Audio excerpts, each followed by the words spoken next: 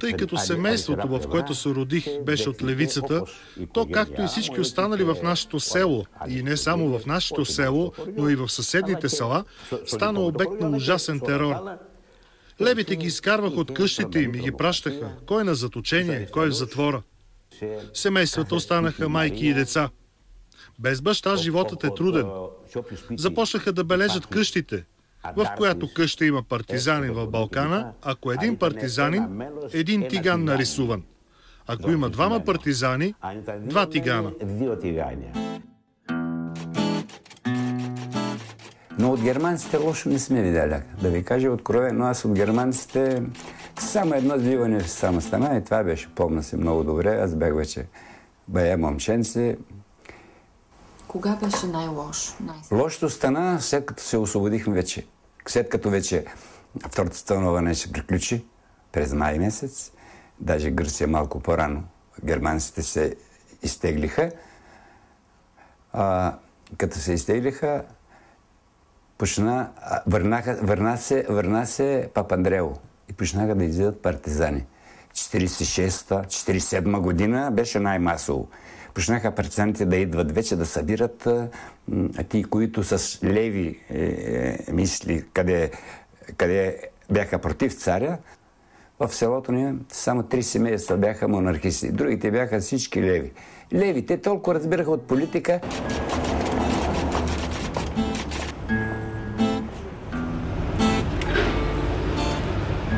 Тази гражданска война, нейните зачатъци са още по време на съпротивата. Конфликта между двете крила. Каква ще бъде съдбата на Гърция след войната? По какъв път на развитие ще тръгне Гърция? В общи линии това стои в подновената гражданска война 1946 година. Към средата на гражданска война, някъде към 1947 година, втората половина 1947 година, правителствената армия е 10 пъти по-многобройна от партизанските части, по-добре въоръжена.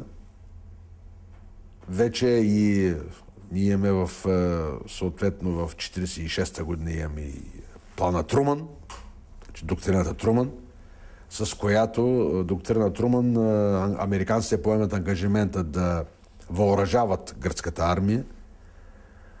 Тук, например, за първ път се използва една фраза, която става определяща по време на студената война. Тоест, гражданската война в Гърция е елемент от очертаваща студена война между двете системи. Труман казва, трябва да отпуснем $300 милиона на Гърция в борбата за сдържане на комунизма.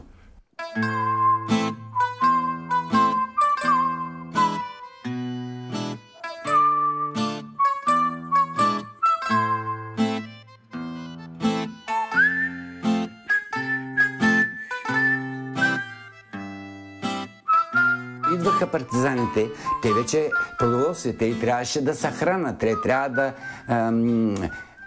трябва да идат, трябва дрехи. Идваха нощно време партизаните, искаха. Трябваше да им дадем ние, защото те бяха наши хора.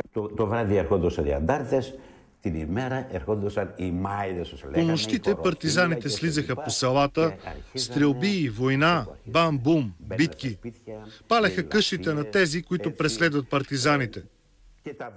През деня идваше жандармерията и ставаха пак същите работи. Влизаха по домовете, обираха ги, отвеждаха животните. Въпреки че бях малък, 8 или 9-10 годишен, но си спомням. Трудно беше през онези години да приемаш терора, защото най-страшната война е гражданската. Τρομερός πόλεμος.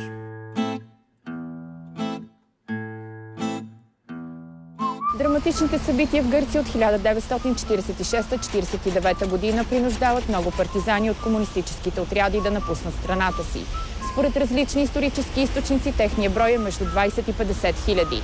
Те намират убежище в страните от Източна Европа, които по това време са под съветско влияние. Една голяма част от тях се установяват в България.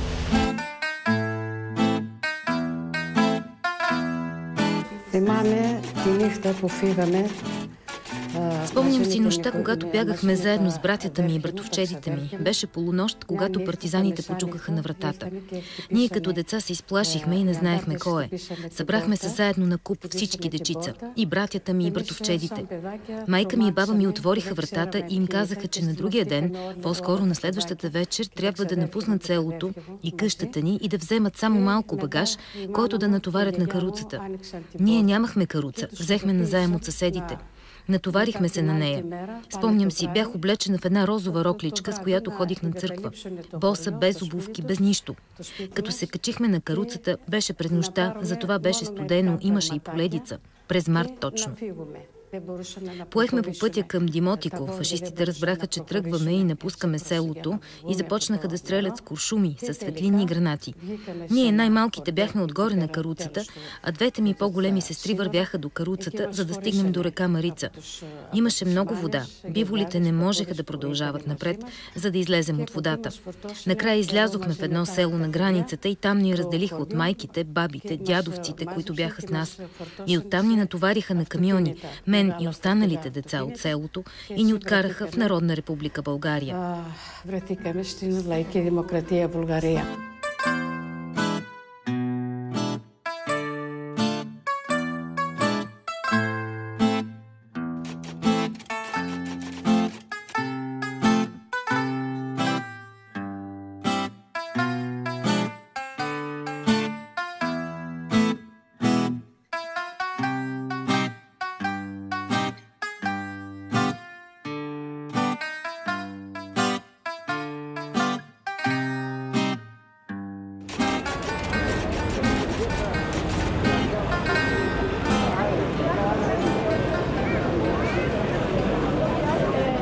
βουλγαρικό καθεστώς όχι μόνο ευνοούσε, βοηθούσε. Българският режим не само е бил благосклонно настроен, помагал е на гръцката демократична армия в неговата борба и материално с боеприпаси, но и морално е подкрепял усилията на демократичната армия.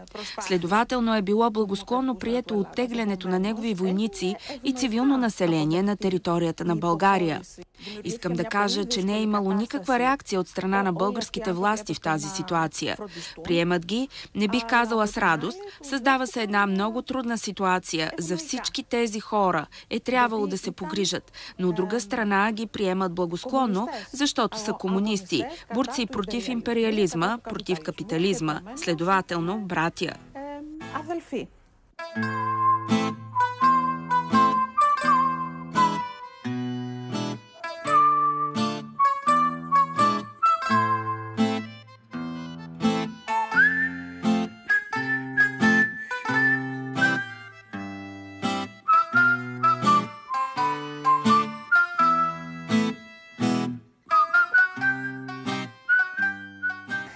И през нощта ти 70-75 деца с багаж, с това мокри, прикусихме и минахме в българска територия.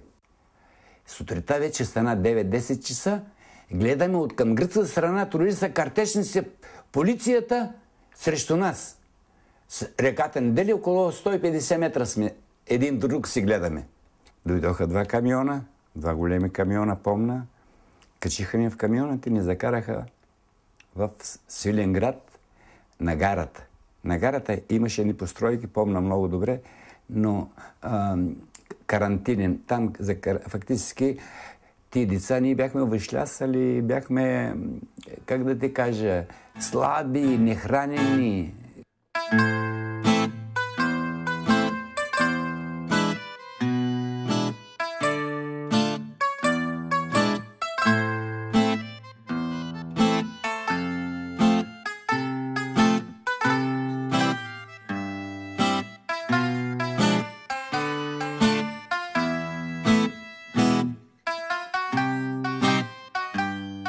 София вече стана раздялата, деленето, децата от майките си, децата, брата от брат и сестра трябва да ги разделят. Вече трябваше да отиват според възрастта, да ги изпратят по посочените гръцки общежития. Много трудно се разделихме ние с родителите си. Това е лошото. Че ние мислихме, че ще бъдем заедно ще бъдем с братята и като ме разделиха, но свикнахме в гръцко общежитие вече като ни настаниха, свикнахме с този начин на живота.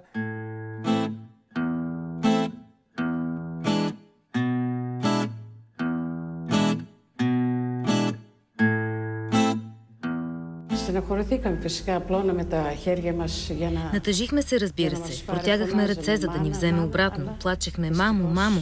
Но за съжаление така трябваше да стане. И така пристигнахме в Народна република България.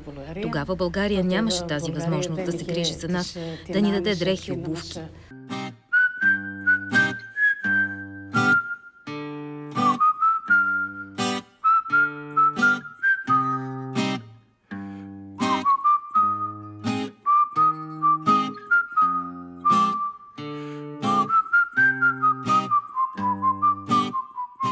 Исторически факт е, че пострадалите от гражданската война намират убежище у бившия си окупатор.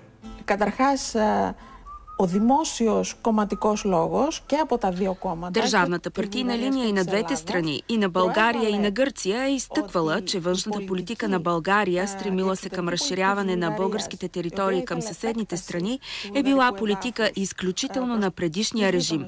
Тоест, разширяването на България към гръцките територии е било тактика, следвана от предишното монархо-фашистско правителство. И разбира се, се е поставил акцент на последната окупация, тази от 1941-44.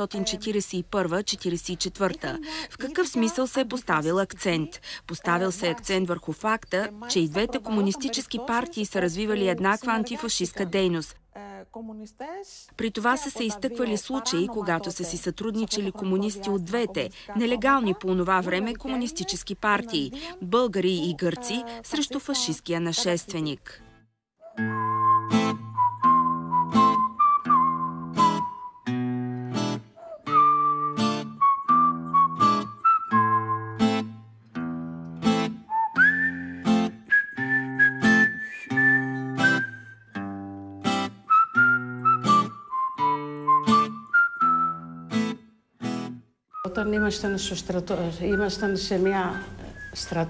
Живеехме в един лагер. Там бяхме настанени всички деца. Когато идваше някой мъж, ние викахме татко, защото мислихме, че е нашият баща. За съжаление, обаче не беше. Когато идваше някоя жена, викахме майка. Един ден майка ми дойде да ни види. Ние заобиколихме всички деца. Аз се гледах така малко с очите, сякаш приличаше на майка ми. Тя веднага ме попита: как се казваш? Казва ми: Морфо. Къде са братята и сестрите ти? Аз вдигам рамена. Не знам.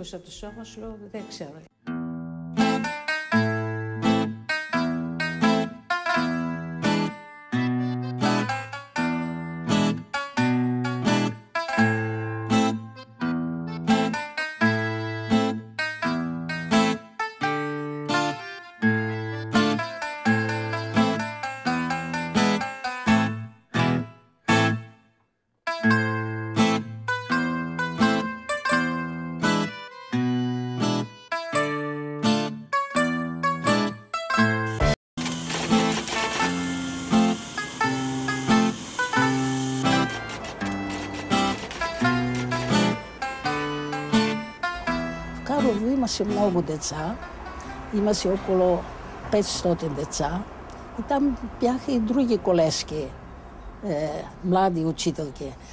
Още не изучавали български език, защото децата бяха оплашени, лишени от родителите си. И трябваше просто да ги приспособиме към тия новите условия, да бъдем по-близко с тях. И след това, след една година това от Карлово, аз заминах за Земен, гара Земен, където там имаше деца, които боледували от туберкулоза. И там бях сама учителка, около 150 деца. И се спомня, тогава системата Макаренко не я знаех, обаче нуждата ме накара да търся начини, които на малки групи организирах децата, големите, по-големите да се грижат, докато аз вече бях в урока, за малките деца и след това се занимавах с големите деца. Така стана до 50-та година. В 50-та година аз се омъжих вече за моя съпруг и заедно и той бил учител и заминахме заедно в Павел баня. Виждате, там децата бяха около места, където имаше повече минерални води. Защото да бъде лесно, такава нямаше перал, нямаше това, трябваше да за хигиената. А грижите беха и поддръжката от Международния червен кръст. И беха много хубави условия за децата. Тогава вече започват да изучават и български език. Ходиха в българските училища, изучавали български език. И имахме и възпитателки. И ние само гръцки език. И фактически между децата живеехме и ние.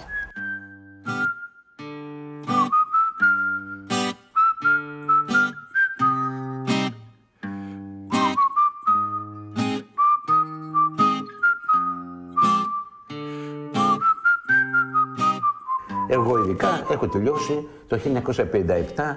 Аз лично завърших през 1957 гимназията в град Габрово, така наречената Априловска гимназия. Гимназията на Априлов. Знае и малко история. Създадена е през 1835 година. Много хубава гимназия. Известна е в цяла България. Както аз, така и другите. Едни учиха медицина, други инженерство. Аз завърших педагогика.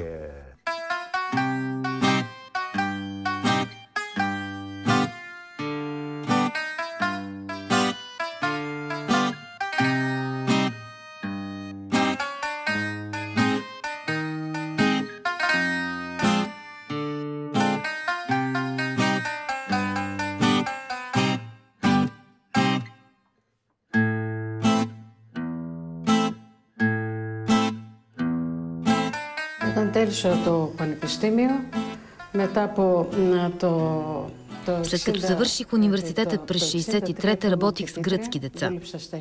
Тук имахме доста паралелки и до ден днешен правя същото. Преподавам на гръцки деца. Разбира се, работата е различна. Днес работим с деца трето и четвърто поколение гърци и е много различно. Но веднага след завършването на университета започнах да работя първо на гара Искър, а след това на Суходолска. След като затвориха училището през 65-та, започнах да събирам децата и така направихме това гръцко училище, което съществува и до днес.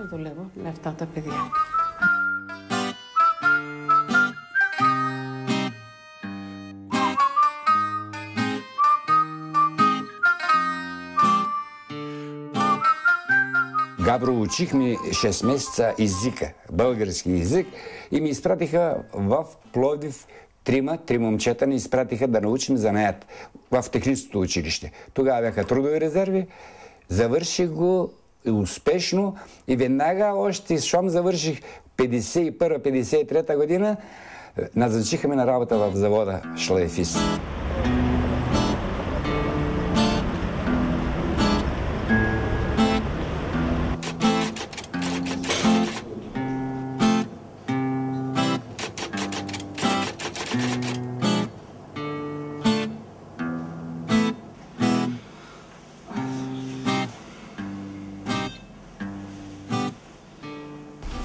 Какво ви е разказвал баща ви за живота му в Гърция?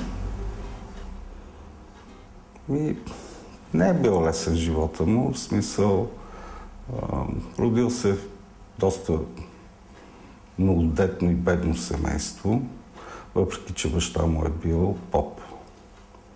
Но са били реално 4-5 деца живи до последно, иначе са се родили 16 деца в семейството, които са починали предимно от болести и глад по време на войната. И първоначално е започвал борбата срещу италианците като доброволец, след това попада в редовете на комунистическата партия и продължава като почти професионален партизанин до 1949 година. Бил е ранен и го прехвърлят за лечение и вече го заварва примирието между партизанското движение, капитулацията на практика и англичаните и вече остава в България. От началото са били в някакви лагери, изпращали са ги да работят. Той специално е бил в Странджа Сакар. След това им дадена възможност професионално да се развиват и той става шлосеромонтьор. Работи близо 30 години в ЗМЕ. Да, може да кажа, че се ползваха с привилегии гръцките имигранти по отношение на жилища. Малко по-лесно получаваха държавни жилища, отколкото българите. Разполагаха с някакъв фонд за политимигрантите, който се разпределяше сред тях. По отношение на образованието също може да се каже, че някакви малки предимства се ползваха за влизане в висши учебни заведения.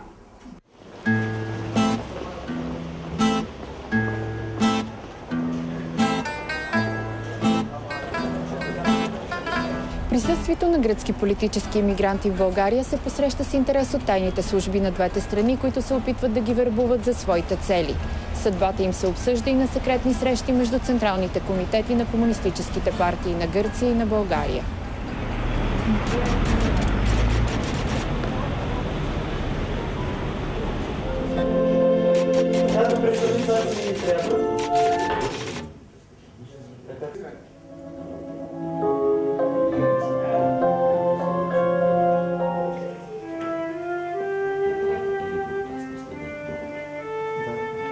Баща ми умира твърде млад, 46 години. През 1974 година аз съм студент в надвис. Баща ми беше чепат характер. Не харесваше това, което се случва в политически план. И критикуваше по особен начин и коментираше нещата, които се случват и в гръцката компартия, и в България. И си навлече много ядове, включително и това, че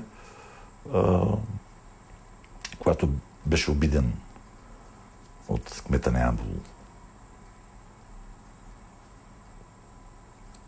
на народ и народност, просто баща ми се развърза юмлюцата и го би.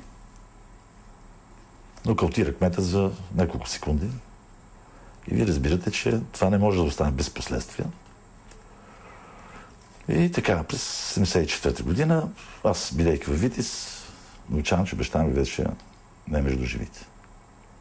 Беше за няколко дена вкаран в милицията, бой. Така, това, което умееше системата да прави, да мачка хората, успяха направят с баща ми.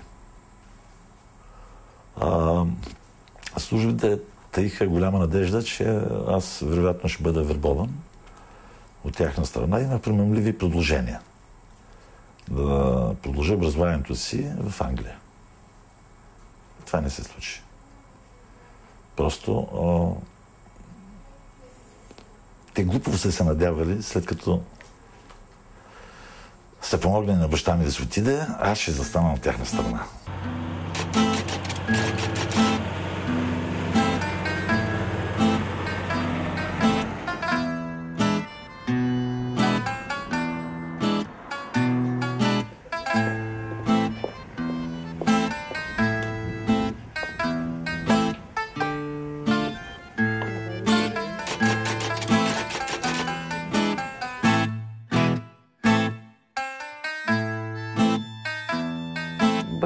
в даден момент определено разграничава позицията си от линията на компартията и на гръцката компартия, която е била в нелегалност. И именно за това в началото на 60-те години сам се отписва от партията. Разбирате, че последиците не са и най-приятните за едно такова семейство. Баща ми с още двама гърци от Пловдив започнаха тогава да пишат и писма по BBC, Deutsche Welle, продължение и Сипари, в които именно описваха каква е ситуацията и че не е това, за което те са се борили, не е това, за което те са мечтали.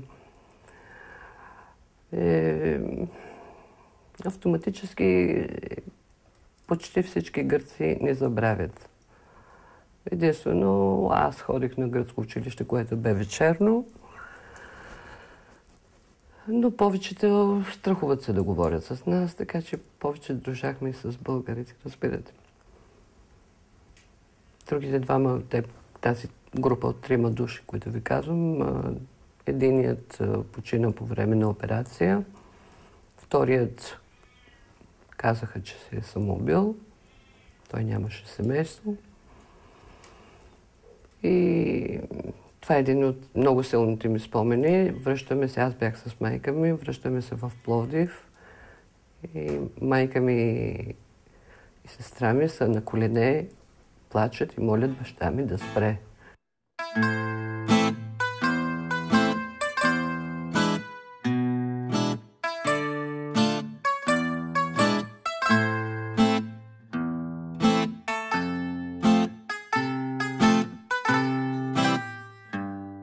Баща ми беше особен характер. Имаше изградена вече своя житейска философия. Самият той не харесваше много от своите сънародници, които клекнаха и се огънаха пред тези служби. Бяха използвани от българските служби. И това се знаеше. Това на баща ми никак не му харесваше. Той самия е бил притискан. И вероятно поради това така активният живот между тази миграция от страна на нашето семейство беше така намален до минимални граници. Молбата на баща ми беше колкото се може да се държа по-далеч от тях. Защото те самите донасяха собствен свят.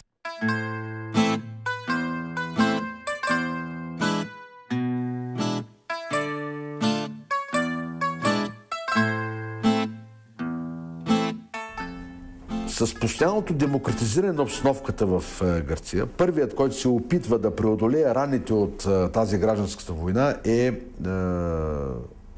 Георгиос Папандреу, който идва на власт в Гърция в началото на 60-те години.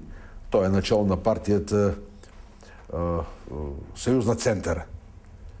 Той прави първите законодателни мерки взима, за да могат да се взимат, да могат отделни гърци да се връщат в Гърция. Там се разделени няколко категории. Тези, които са обикновените бойци, могат да се върнат в Гърция. След 1974 година падане на хунтата, вече Константинос Караманлис, новият премиер, легализира партията Нова демокрация, легализира Гръцката комунистическа партия. Тя до тогава е нелегална.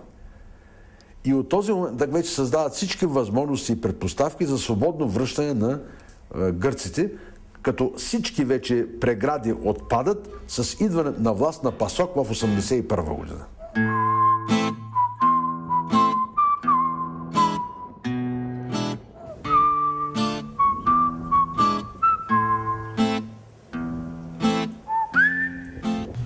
Завръщането в родината също е трудно. Животът се е променил, а с него и хората. Връзката с България обаче остава завинаги. Повечето от гърците казаха: тогава ти си предател, отиваш в Гърция. И на изпровождане някои го плюеха дори. Дойдохме в Гърция, в Атина, големи емоции. Аз вече съм на 17 години и срещам братовчеди, лели, вуйчовци, чичовци и така нататък. И това са все лица, които аз ги познавах само по снимки и по писмата, които се разменяха. Но трябва да кажа, че ми беше много мъчно и за България, и за Пловдив. Толкова ми беше мъчно, че когато видях Атина, казах на баща ми, не е толкова хубава, колкото Пловдив.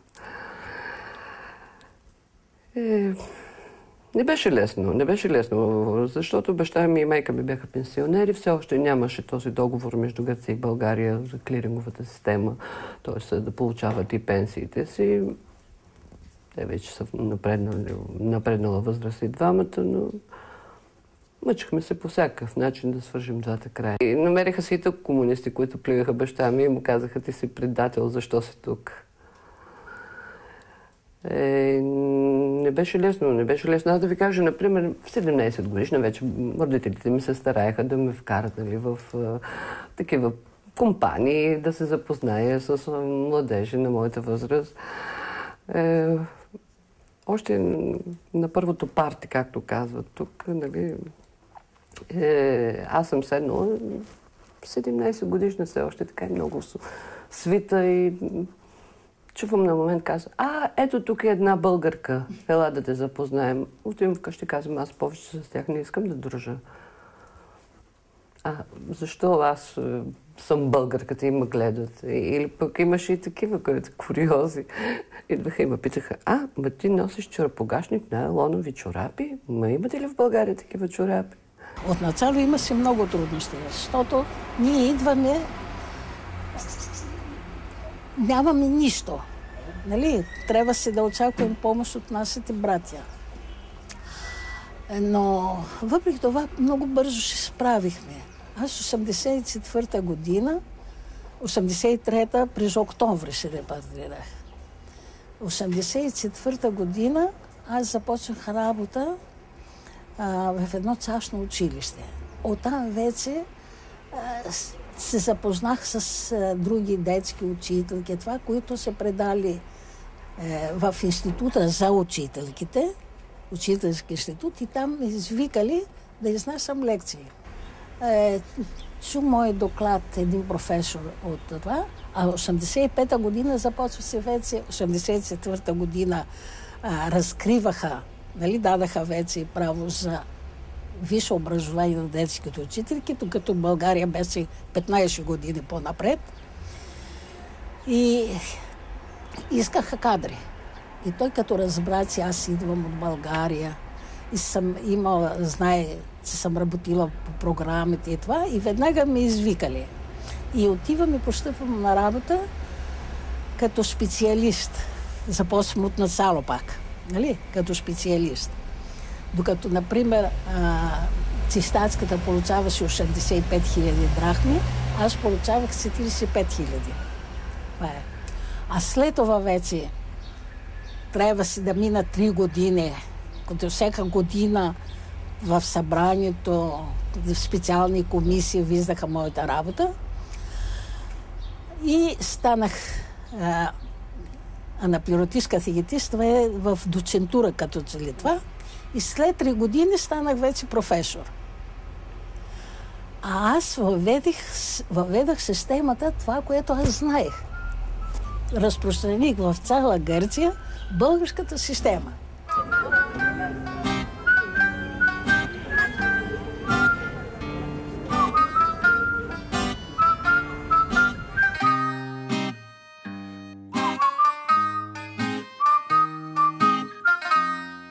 Εγώ θεωρώ ότι πιο δύσκολο Лично аз смятам, че по-трудно се приспособява първото поколение, защото в представите им е останал образът на Гърция от 40-те години.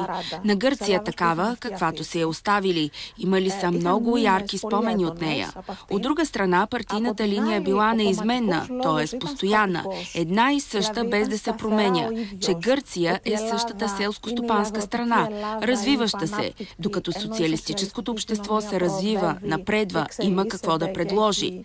Следователно, когато се връщат, те са изправени пред истинска изненада. Трябвало е да преодолеят и това, както и фактът, че са били научени по различен начин в социалистическото общество, където държавата поема и се грижи за всичко, партията баща и така нататък. Докато когато идват в Гърция, е трябвало да се преборят те самите за много неща. Гърция, както казах и преди малко на шега, по-скоро не ги е очаквала. Не винаги са имали. Не са били посрещнати подобаващо от роднини и приятели. Някои са били посрещнати и враждебно и резервирано. Може би са били посрещнати и от съидейници. Тоест, изоставихте комунистическата мечта и идвате тук, защото напуснахте рая и се връщате. Резервирано, понякога и с злорадство, са били посрещани и от несъидейници. Като цяло, положението за тях е било много трудно. Γενικά η κατάσταση για αυτούς ήταν πάρα πολύ δύσκολη.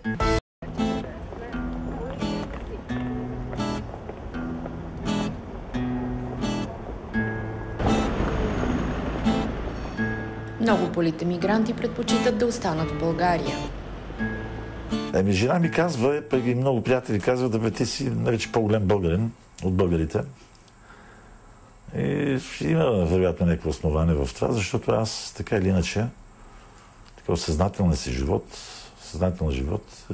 прекарам от България. Това, че отивам до Гърция, работя, стоя месец-два, се връщам. Сега и пътищата са къде-къде по-добри. И това прави възможността по-често да бъдеш или там, или тук. Границата, няма вече тази прословута граница. Аз се преселих вече официално в Гърция, макар че имах много познати там гърци. Но, как да ви кажа, за мен България ми е втора родина и аз от България не мога да се откъсна. Кога ми стане мъчно, ставам се, взимам рейса, отивам си. Ето тази година 3 пъти ходих. Всяка година си хода, преди пък ходих още повече, защото бях преводач с една фирма, пътувах по-често и виждах ги. Като ми стане мъчно, ставам, отивам ги и се връщам пак. Но за мен все едно, че тук ми е пупъка реза.